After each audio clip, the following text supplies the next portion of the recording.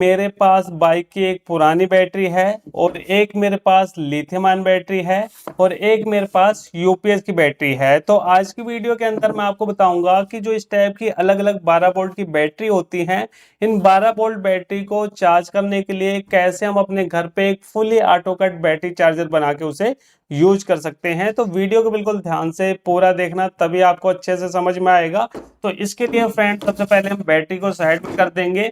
तो सबसे पहले देखिए फ्रेंड, यहाँ पे चार्जर बनाने के लिए हमें एक इस टाइप के ट्रांसफार्मर की जरूरत पड़ेगी। और ये जो ट्रांसफार्मर है ये 012 का ट्रांसफार्मर है, 2 एम्पेयर का। अब इस ट्रांसफार्मर को अगर आप देखोगे फ्रेंड, तो इसके अंदर टोटल आपको 4 वायर देखने को मिलेगी। 2 वायर इस साइड में है और 2 वायर इस साइड में है। तो यहाँ पे देखिए सभी ट्रांसफार्मर के अंदर क्या होता है फ्रेंड कि एक साइड आपको रेड वायर जरूर देखने को मिलेगी। तो ये जो जिस साइड में हमारी रेड वायर लगी रहती है ना, ये जो वायर होती है ये हमारे ट्रांसफार्मर की प्राइमरी वायर होती है। और इस साइड की जो वायर है ये किसी भी कलर की हो सकती है, अलग अलग कंपनियों के ट्रांसफार्मर में अलग अलग कलर की आपको वायर देखने को मिल जाएगी। तो ये जो वायर होगी फ्रेंड, ये हमारी होगी सेकेंडरी वायर। अब ये जो ट्रांसफार्मर होता है इसका काम क्या होता है? इसका काम होता है कि हाई वोल्टेज को ये लो वोल्ट में कन्वर्ट करता है। तो यहाँ पे देखिए कैसे हमें इसका यूज करना है चार्जर बनाने के लिए। इसके लिए देखिए फ्रेंड, यहाँ पे हम एक यहाँ पे ब्रिज रेक्टिफायर यूज करेंगे।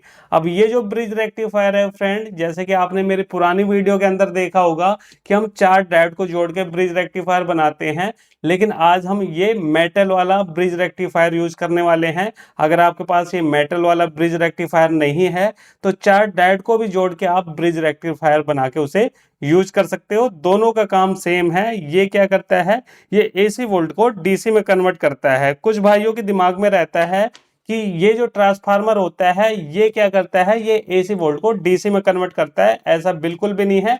इसका एक सिंपल सा काम है कि ये हाई वोल्टेज को लो वोल्ट में कन्वर्ट करता है। एग्जाम्पल के तौर पे अगर हम यहाँ पे प्राइमरी वायर जो है यहाँ से इसको एसी 220 वोल्ट देंगे तो आउटपुट में हमें एसी 12 वोल्ट मिलेगी। ठीक है, सिंपल सा इतना ही काम है इसका। ये डीसी नहीं बनाता, यहाँ पे एसी ही मिलेगी, बस उसकी वोल्टेज हमारी कम हो जाएगी, 12 वोल्ट ये निकाल के हमें देगा।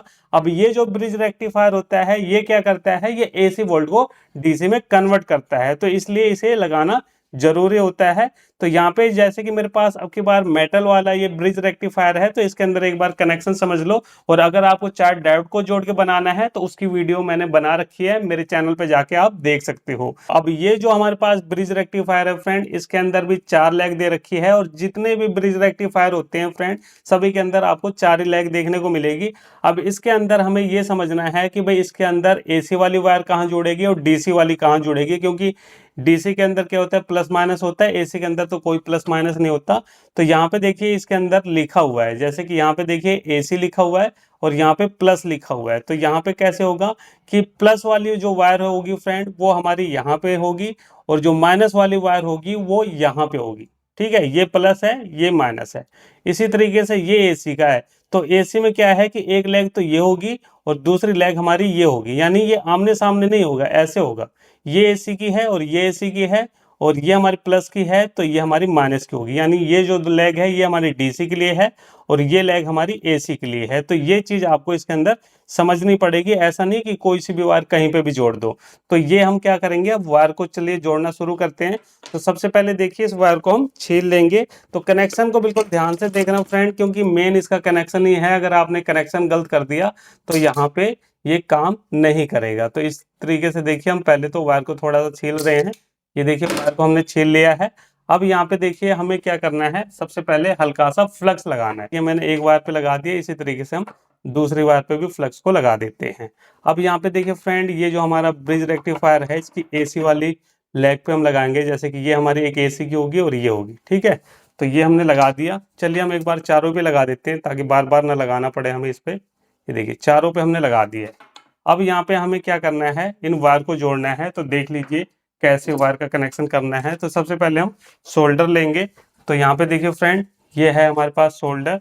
और सोल्डर भी आपको अच्छी क्वालिटी की ही लेनी है। जितना भी काम आप सोल्डिंग का करते हो सब अच्छी क्वालिटी का ही आपको लेना है।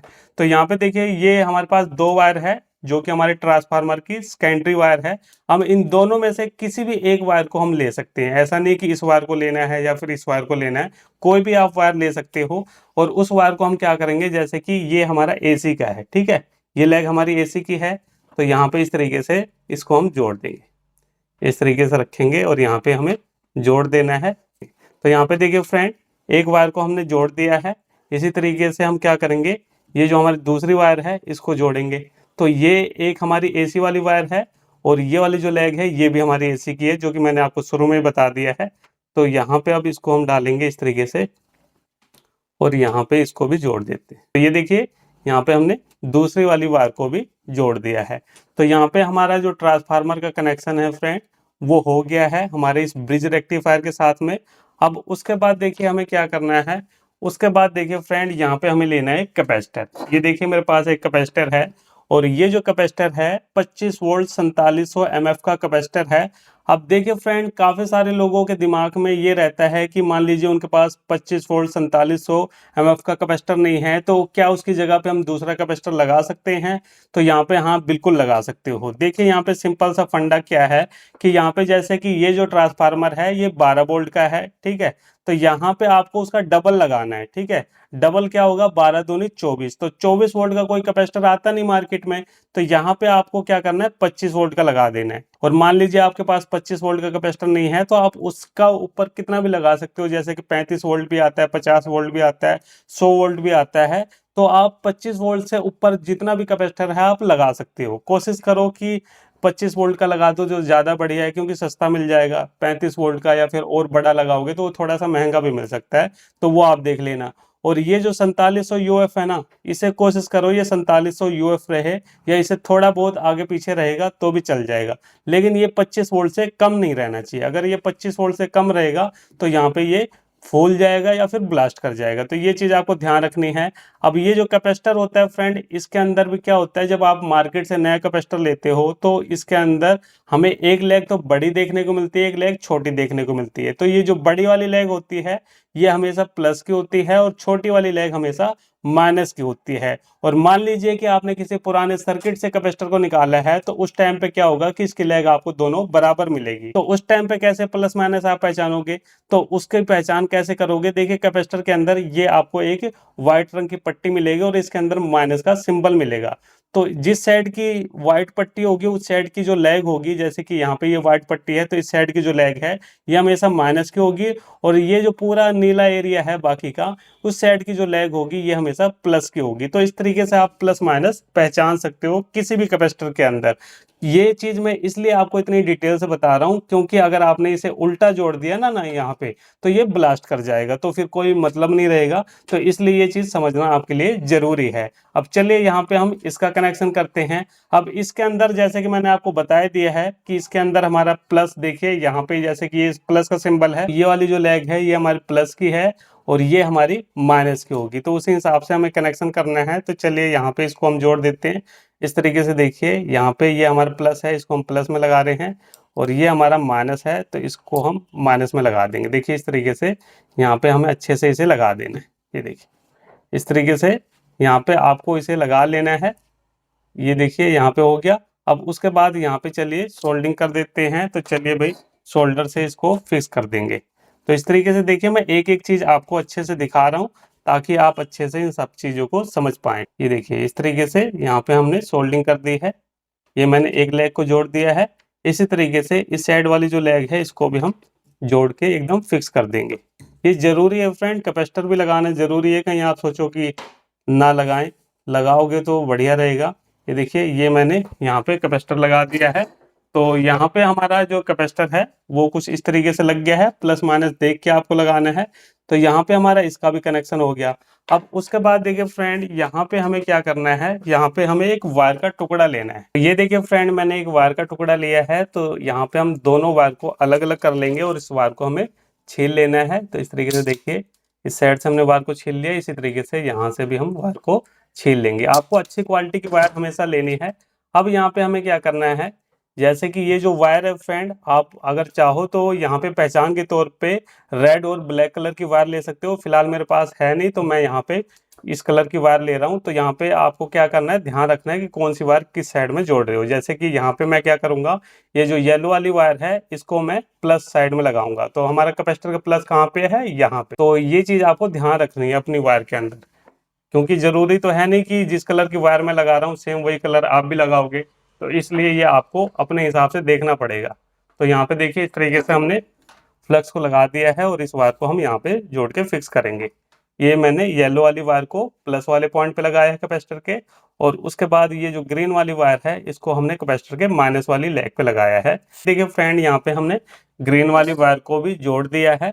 तो यहाँ पे ये जो हमारा वैसे तो चार्जर बन के कंप्लीट हो गया है। अगर आप इतना ही सामान लगा के अपनी बैटरी को चार्ज करोगे तो भी आपकी बैटरी चार्ज हो जाएगी, लेकिन यहाँ पे ऑटो कट वाला सिस्टम अभी नहीं होगा। ठीक है, फिर आपको अपने हिसाब से आइडिया लगाना पड़ेगा कि हम बैटरी को 2 घंटे लगाएं, 3 घंटे लगाएं। तो यहाँ पे जैसे कि मैंने आपको शुरू में बताया था, हम फुल्ली ऑटो कट चार्जर बनाने वाले हैं। तो उसके लिए देखिए फ्रेंड, आजकल मार्केट में इस टाइप का एक auto cut battery charger module मिलता है और इस मॉड्यूल का हम यहाँ पे यूज करने वाले हैं।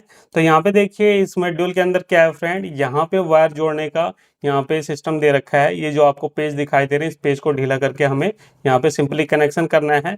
तो यहाँ पे देखिए ये जो चार्जर है फ्रेंड, इसकी वायर, ये जो 2 वायर है वो हमारी यहाँ पे लगेगी इन पे। ठीक है, तो ये हमारा प्लस का है और ये हमारा माइनस का है। तो चलिए यहाँ पे इसका कनेक्शन कर देते हैं। और यहाँ पे जैसे कि हमने ये जो येलो वाली वायर है ये हमारी प्लस की है, तो ये हमारा प्लस होगा, और ग्रीन वाली ये हमारी माइनस की है। तो ये आपको ध्यान रखना पड़ेगा। बाद ये हमारी प्लस वाली वायर है, इसको हम यहाँ पे लगाएंगे।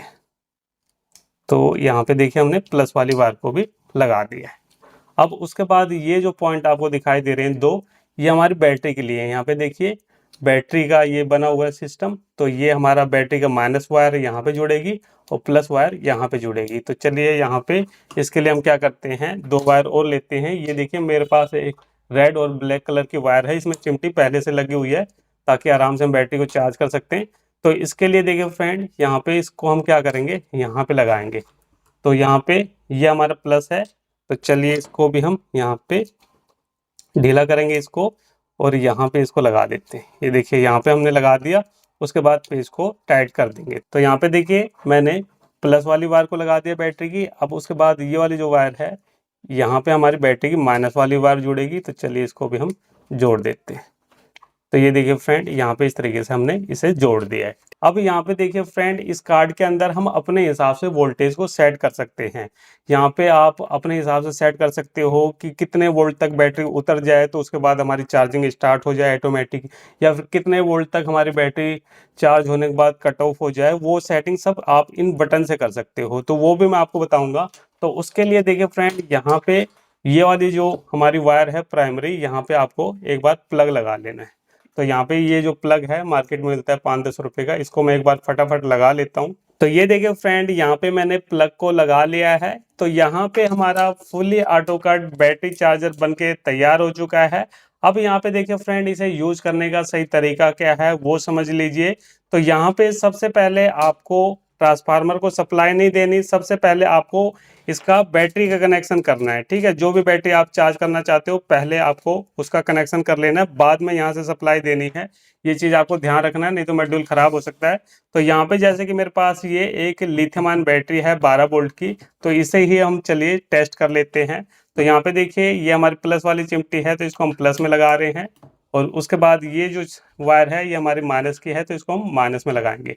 और देखिए जैसे मैंने इसको सप्लाई दी तो आप देख सकते हो फ्रेंड, ये जो सर्किट है इसके अंदर एक छोटी सी डिस्प्ले लगी हुई है, जिसके अंदर फिलहाल अभी बैटरी के वोल्टेज ये बता रहा है कि बैटरी हमारी कितनी चार्ज है। तो अभी जो बैटरी चार्ज है वो 10.2 वोल्ट है। ठीक है, अब यहाँ पे ये जो आपको 2 बटन दिखाई दे रहे हैं ये किस लिए हैं फ्रेंड, ये इसकी बैटरी की वोल्टेज को कम ज़्यादा सेट करने के लिए हैं। यानी कि अगर आप चाहते हो कि हमारी बैटरी 9 वोल्ट तक आ जाए उसके बाद चार्जिंग स्टार्ट हो, और हमारी बैटरी कितने वोल्ट पे कट हो, तो वो भी आप सेट कर सकते हो। अभी इसके अंदर क्या सेट है वो मैं आपको बताता हूँ।